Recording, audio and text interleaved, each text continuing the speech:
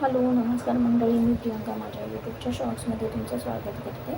तर आज होतं चिकनचा बेत. त्यासाठी मी चिकन मॅरिनेट करण्यासाठी ठेवलं आहे. त्यामध्ये मी हळद, मीठ, लाल मसाले असं टाकून ते 1 तासाभरापूर्वी मॅरिनेट होण्यासाठी ठेवलं आहे.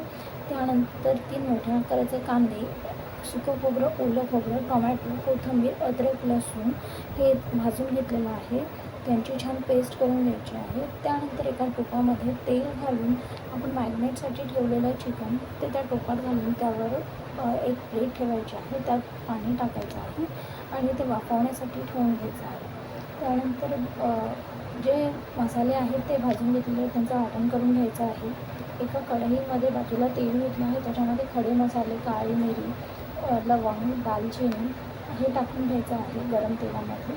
त्यानंतर त्यात काश्मीरी लाल मिरची, आपला घरचा मसाला, कांदा लसूण मसाला, हळद, गरम मसाला हे टाकून घ्यायचं आहे आणि वाटण करून घेतलेला मसाला टाकायचा आहे. तेलात सुके मसाले टाकण्याचं कारण असं की तरी छान येते आपल्या आमटीला, कटाला.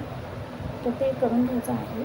वाटण व्यवस्थित तेल सुटेपर्यंत परतवून घ्यायचं आहे. चवीनुसार मीठ घालून घ्यायचं आहे. वाटण चांगलं परतल्यानंतर त्याला तेल सुटल्यानंतर त्यात शिजवून घेतलेलं चिकन आणि त्यातलंच ते पिवळं निघालेलं पाणी हे टाकून घ्यायचं आहे आणि शिजण्यासाठी 15 ते 20 मिनटं ठेवून घ्यायचं आहे. तयार आहे आपलं चमचमीत चिकन. कशी वाटली रेसिपी मला कमेंटमध्ये नक्की करा. आवडल्यास चॅनलला सबस्क्राईब करा. थँक्यू.